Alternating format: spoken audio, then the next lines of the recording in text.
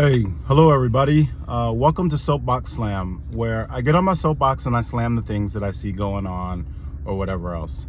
Actually, this soapbox today, I have been thinking heavy about. And it's really about character, right? My character was deeply challenged by an event that happened years ago, right? So I'm on my soapbox today really to slam myself.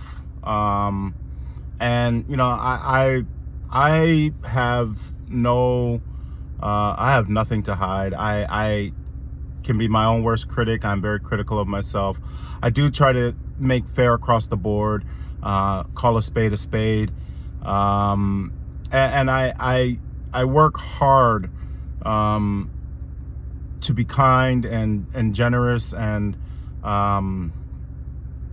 gracious and those types of things, right? And that's what's in my heart, and that's what I strive to be. I can take ownership of anything that anyone points out to me that that I have done that is wrong or egregious or anything like that. And if anyone were to point that out to me or anything like that, I would totally reflect on that and take it to heart and not apologize, because I don't believe in apologies. I believe in changed behavior as a sign of my apology. I mean, I can say I'm sorry. That's not my issue. I'm glad to say I'm sorry. But my biggest thing about I'm sorry is not so much to say I'm sorry. It's to actually change my behavior so that I never do that thing again. And that's my way of saying I'm sorry. So literally the act of saying I'm sorry, but also to change my behavior and show, if given the chance, show that that behavior has changed to prove that I'm truly sorry. And that's kind of me in a nutshell. And that's you know, that's kind of what I strive and want to achieve in my life. But this soapbox, I'm on this soapbox today because I had a major reflection upon myself and my own character, and it came with the death of Michael Jackson. And here's the story. I loved Michael Jackson. I loved Michael Jackson from Off the Wall to Thriller to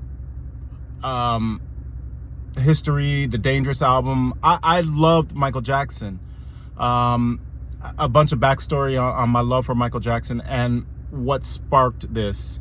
What sparked my character, well, I'll start with this. I always loved Michael Jackson. I was inspired by his music as a little boy. As a little boy, listening to his music and everything else, it truly touched my soul. It seemed so, the frequencies and vibrations of his notes and his beats and his melody and his harmonies somehow resonated within my spirit.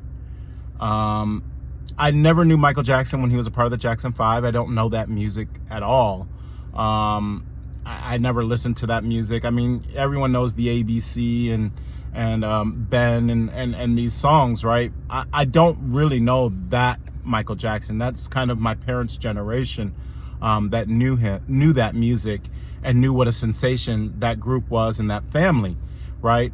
But my life, you know, being born in the early 70s or the mid 70s, and having the chance to embrace Michael Jackson when he started with Off the Wall and then moved on to Thriller and everything else, is when I developed my personal love for his music. And I will say, before I go on, well, no, I mean, this is a little, I didn't make notes on this, so I'm kind of all over the place with this slam.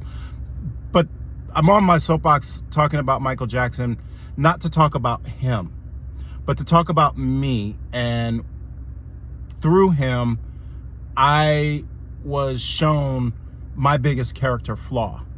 And when this was revealed to me, even now, I can get choked up because I never thought I would be this type of person. So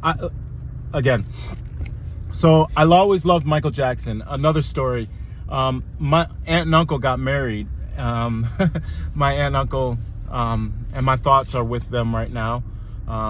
We're having some family issues that are very, some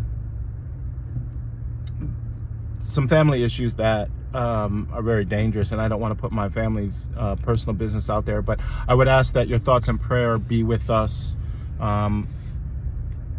to pull his health through, and that's the most I'll say about that. So please pray for our health and our family.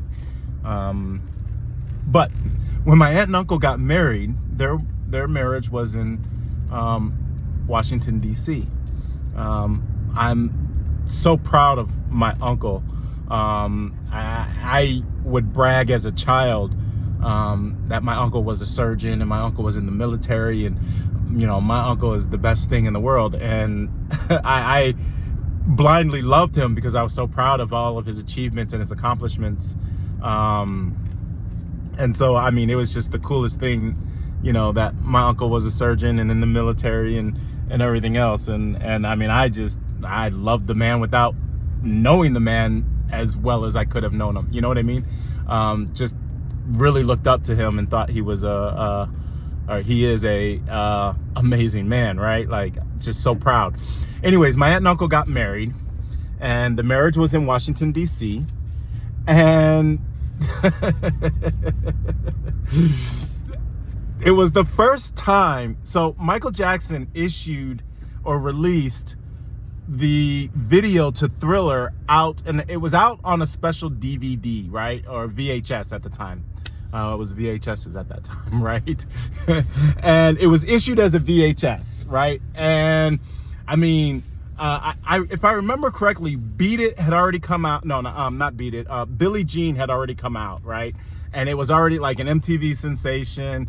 It was already a sensation when the song came out. I mean, you could not imagine how many people loved that song, Billie Jean, and the moonwalk and the video where he's walking on the concrete, on the sidewalk, and it lit up. I mean, it was just like amazing. Nobody had ever done this type of stuff before, and lo and behold, Michael Jackson ushers in this amazing like music and video. So anyways, my uncle's getting married in Washington, D.C. I'm meeting my beautiful aunt. I'm not going to use names, sorry. I'm meeting my beautiful aunt. I'm just like, my uncle and my aunt, and again, I'm a little boy. I'm 6 years old, right? And I remember there was this dinner they were all going to, and we were going to watch, they bought the VHS to Michael Jackson's Thriller. It was just being released, and they had got it, and we were going to watch it. And I remember, I mean, it was so cool because I remember being down in the basement, and they had this like kids, those kids tube tunnels, like those tubes that are tunnels. I remember playing in that tunnel and everything else. And when it was time for us to go to bed, before we were going to go to bed, we were going to watch this Michael Jackson Thriller on VHS. They put that VHS DVD in, or not DVD, that VHS of Michael Jackson Thriller in the VHS and played it. And this was my first scary movie. I thought this was a scary movie. This was the most terrifying thing in the world to me. I mean, the most terrifying thing, watching Michael Jackson's Thriller. I was terrified.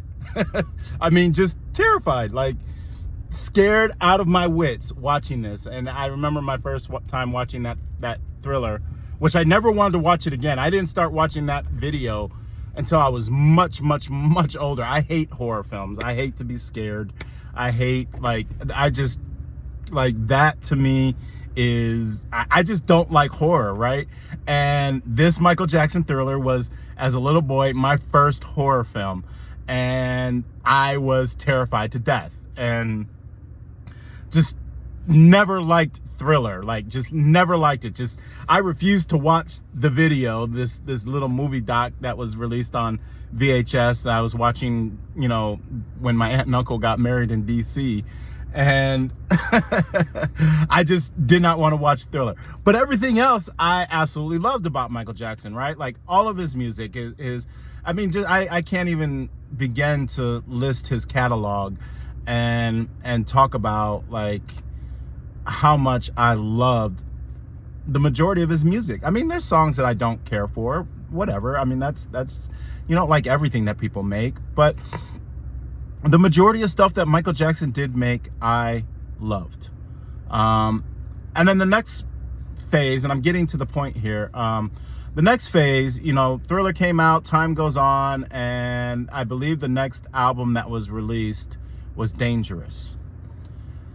And I remember, and this is where my character flaw came in, and I will never ever make this, ever since Michael Jackson died, I mean, when he died, like many other people, I cried.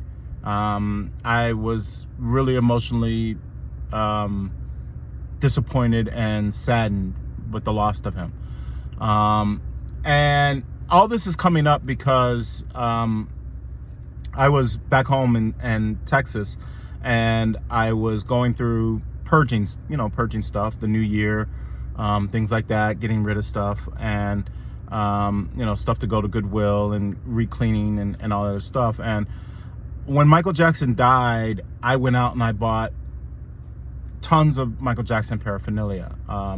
Saved the magazine articles, saved the newspaper clippings, saved the time and the people and all the stories and the reports, and bought posters and made sure I had all of the DVDs, musical CDs. I mean, I just collected t-shirts, all kinds of things. I just collected whatever I could about Michael Jackson. And this soapbox is coming up because while I was purging and everything else, I came upon my treasure chest collection of Michael Jackson stuff, and I broke down in tears again. And it's not the tears of the loss of a great musician, right? It's more the tears of the reflection of myself and my character that was flawed. You know, we all have egos, we all have pride, and I had a real serious ego check, right? So having said all that, when the Dangerous album came out, I had a boombox at the time, right? You know, people had boomboxes, and you walk down the street playing your boombox, and you know, everybody, you know, you go whatever with your boombox, right? I lived in the city. I lived in urban areas pretty much all my life, whether it was New York or Chicago. So I've always had the street vibe, right? And I love the street vibe. I love being a city kid, right? And I just love what it exposes you to, the good and the bad. I think it forces you to be more human and appreciate humanity more when you live in big cities, whereas when you live out in the country, you're able to seclude yourself, and then you don't have to understand the human conditions. So I've always been a city kid. Anyways, I have my boombox, and I got the Dangerous tape. It was a tape at the time. There was no CD. It was a cassette tape. And I had the tape, and I put it in my boombox, and I went to the basketball court, and I was playing shooting basketball while listening to music, right? And I remember when some of the neighborhood kids came out, they started teasing me because I was listening to Michael Jackson. And there had been his allegations about molestation and things like that that had surfaced. And so, I mean, when they were teasing me, they were telling me, you know, I liked Michael Jackson, and I wanted to be molested by Michael Jackson. And I remember them teasing me. And I remember they were teasing me so much when we were playing basketball about liking Michael Jackson that I vowed never to listen to him again. And I took my boombox, and I took this cassette tape, I broke the tape, and I never listened to Michael Jackson again. I won't say never, but I know that when he released more and more music as time went on and I got older and older, I refused to listen to it. I didn't want to listen to him.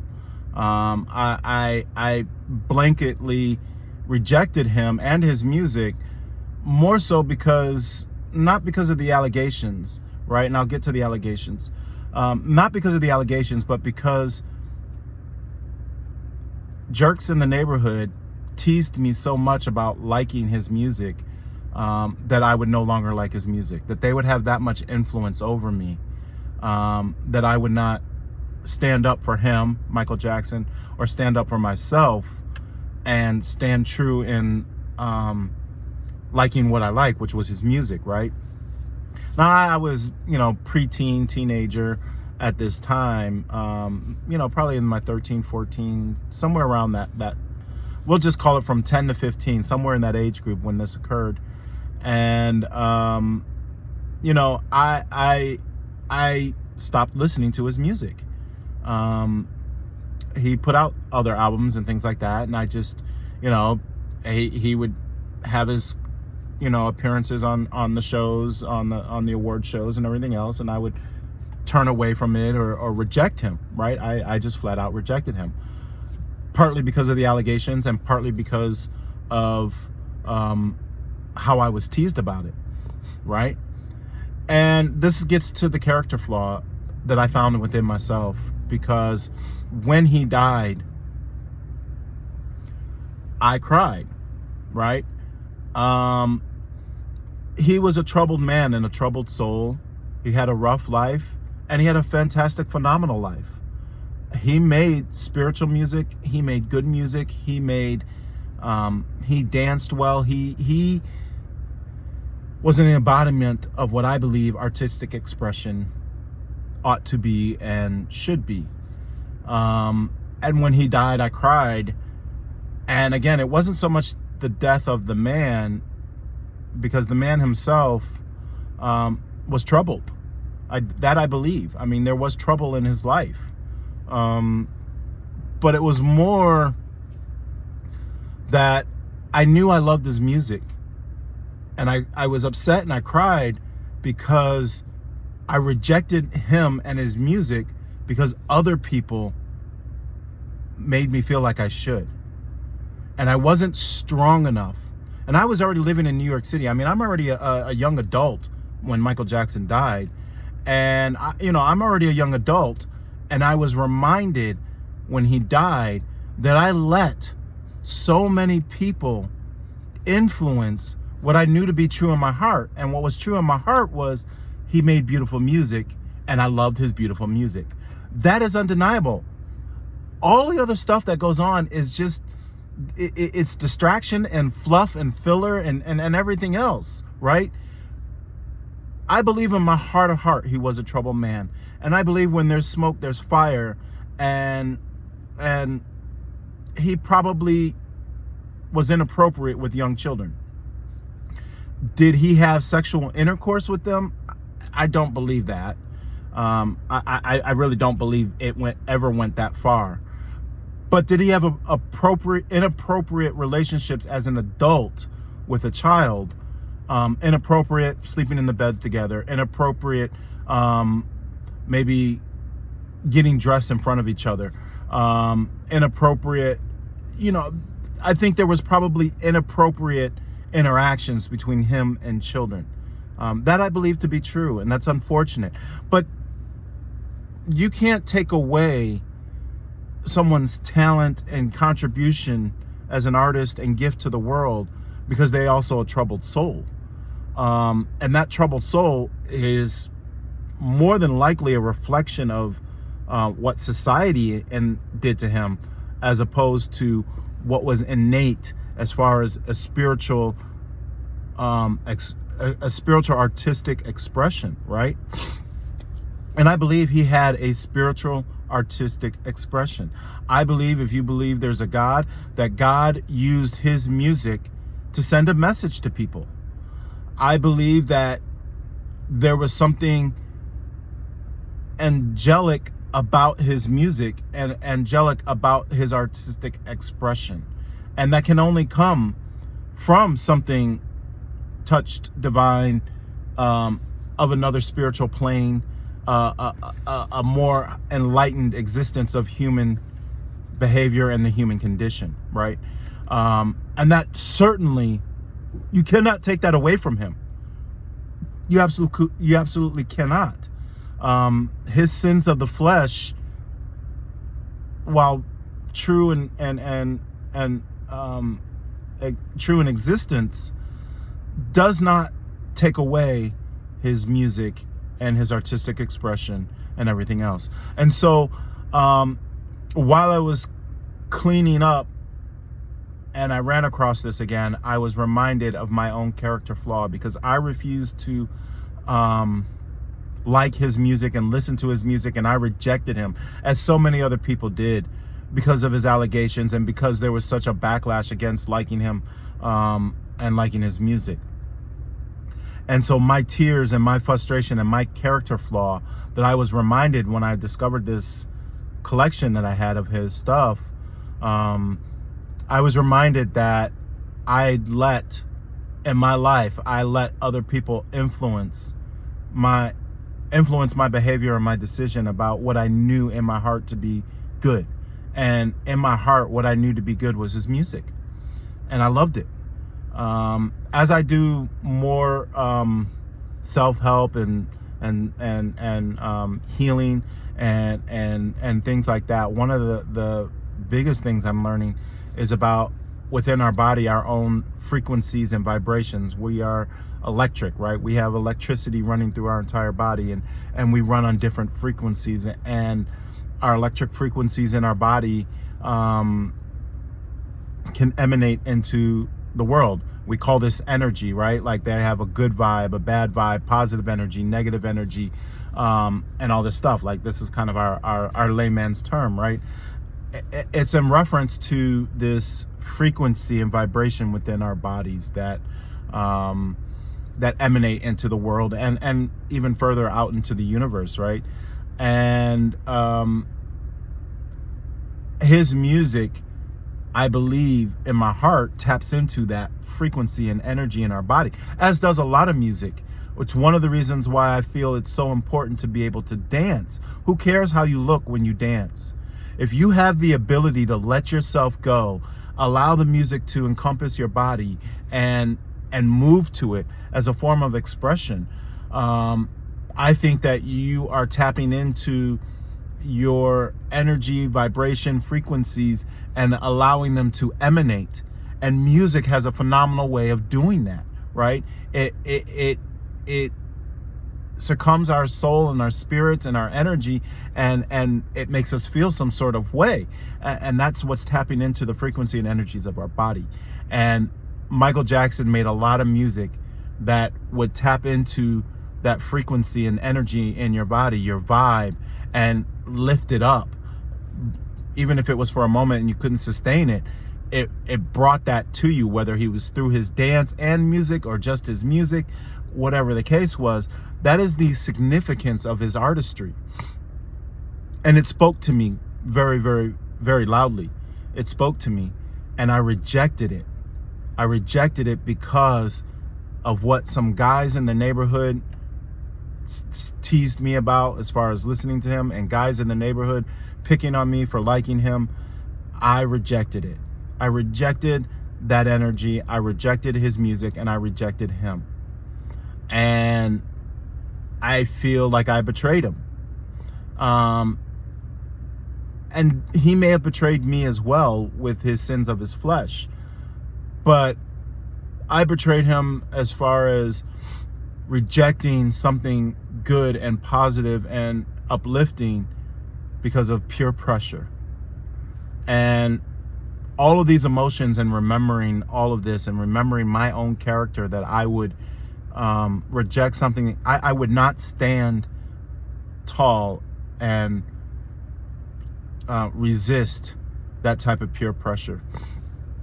That is what brought me to tears, and that is what I was reminded of when I discovered this collection that I had.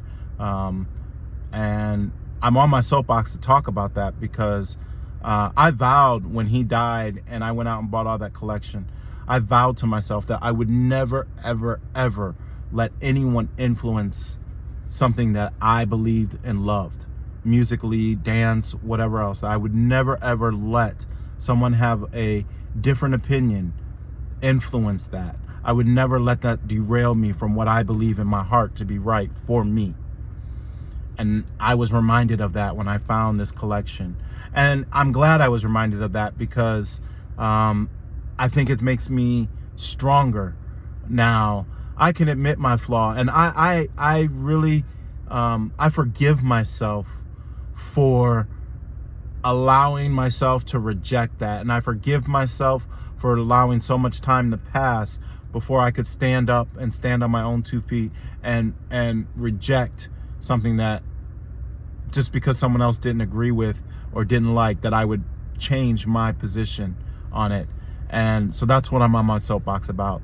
It took Michael Jackson to remind me to be strong and give me the strength and courage to be comfortable in my opposition to what others may think about a thing.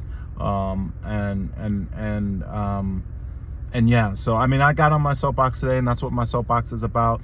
It's how Michael Jackson influenced me, my betrayal of Michael Jackson, but also my reminder that I'm never gonna let anyone ever derail my opinion about a thing. And all I can say is, I'm sorry if my opinions don't align with yours. I'm sorry if we can't come to an agreement or see eye to eye on issues, right? And things like that. But I choose to be the most informed as I can be, the most educated I can be, and to still love my neighbor, even if my neighbor has hatred, animosity, and resentment towards me for what I like, or for what I accept, or for what I'm willing to tolerate. I will still love you. I will still treat you as a human being and be kind, even if we cannot see eye to eye on certain things. That is what Michael Jackson taught me, and that is what I learned from his death and his life and my experience. I love his music. I'm not afraid to say that. I will rock his music as loud as I can, because secretly I know I'm giving even the most reluctant mind an opportunity to feel a frequency and vibration that is uplifting. And that's what I believe about his music, and that's what I'm on my soapbox about. So that's me being as real as I can be. I'm not perfect. I know many lessons in life that I've learned through experience, and had to learn about myself, and I'm sharing that with you guys. I'm not perfect. I'm not trying to present perfection. I think all I want to present is my opinion. Most of my opinions are rooted in life experience, research, and fact. And I only hope that I can challenge you to take a look at yourself. Michael Jackson. I'm starting with the man in the mirror. I cannot sing to save my life. I can barely dance, although some of my dance moves are pretty sexy. But no, I cannot sing. And that's okay. I will still make a fool of myself, because I don't take myself that seriously. The things I do take seriously is how you treat your neighbor. And so with that, I'll wrap this up and say, take a moment to look at the man in the mirror and be honest with yourself, and don't be afraid. Don't be afraid. Sometimes it may take an event or a death or something for you to really reflect on yourself, looking at the man in the mirror and saying, I was wrong. I was wrong. And I'm not going to do that again. I'm not going to apologize. I'm just not going to do it again. That's, I think, forgiving yourself. I think that's what forgiveness is all about. I think that that's what's humbling. And I think that is what promotes self-love and growth. And so I took a look at the man in the mirror, and I knew I admit and acknowledge and humble myself to say I was wrong to not be able to stand up and stand firm and support what I truly liked, was Michael Jackson and his music. No, his sins of the flesh and what he suffered from as a human being, I believe is real. There's some truth to all of that. But you cannot take away his artistry and his gift and his music. That you cannot deny either. And why should that be denied? Because he suffered at the hands of what society, and I blame society. It is his action, but society set up the environment that created that part of the monster. And so for that, I will not. I was too young to understand, but I'm grown and matured, and that taught me that lesson. So take a look at yourself and reflect. And it's okay. It's okay that you are wrong. It's okay that you may need to change something about yourself. It's okay that you may need to learn to stand strong. But you're only going to do that once you take a look at yourself and you're honest with yourself. Nobody's perfect. Put your ego aside and humble yourself, and you'll find the growth, as I did. So that's my soapbox. Be good, be kind, and until the next one, y'all take care.